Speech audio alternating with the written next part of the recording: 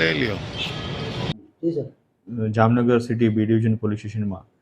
દાખલ થયેલી ફરિયાદની વિગત મુજબ જે સરકારી ડેન્ટલ કોલેજ જામનગર આવેલી છે તેના રોગી કલ્યાણ સમિતિના બેંક એકાઉન્ટ કે જે સેન્ટ્રલ બેંક ઓફ ઇન્ડિયામાં એનું એકાઉન્ટ આવેલું છે તે ખાતામાંથી તે ડેન્ટલ કોલેજના કર્મચારી અને જે નેશનલ હેલ્થ મિશનના કોન્ટ્રાક્ચ્યુઅલ વર્કર છે જેનું નામ છે શોભિત ગર્ગ, આ આરોપી દ્વારા અલગ અલગ સમયે પોતાના એકાઉન્ટમાં અલગ અલગ ટ્રાન્ઝેક્શન ચેક દ્વારા ટ્રાન્ઝેક્શન કરીને આશરે 15 જેટલા ટ્રાન્ઝેક્શન કરેલા છે, જેની કુલ કિંમત 1,36,19,350 થાય છે. આટલા અમાઉન્ટ જે સરકારી ગ્રાન્ટના નાણાં હોય અને અલગ અલગ સમયે રોગી કલ્યાણ સમિતિના ખાતામાં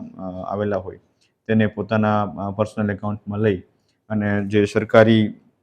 નાણાંની ઉચાપત કરી અને પોતાના અંગત ઉપયોગ માટે આ રીતના પોતાના એકાઉન્ટમાં લીધેલા હોય તે બાબતની ફરિયાદ અને ગુનાહિત વિશ્વાસઘાતની ફરિયાદ ભારતીય ન્યાય સંહિતાની કલમ 316(5) મુજબની ફરિયાદ સિટી બી ડિવિઝન પોલીસ સ્ટેશનમાં દાખલ કરવામાં આવેલી છે.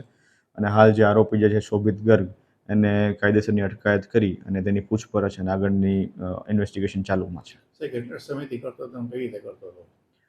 જે અલગ અલગ 15 ટ્રાન્ઝેક્શન થયેલા છે એ 18/11/2025 લઈ અને 2/4/2026 સુધીના ફરિયાદમાં જણાવવામાં આવેલા છે. એ સિવાયના અગાઉના કે એના સિવાયના પાછળના કોઈ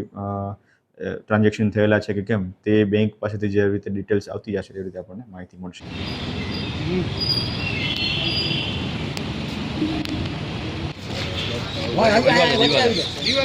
ફોટો લઈ લઉં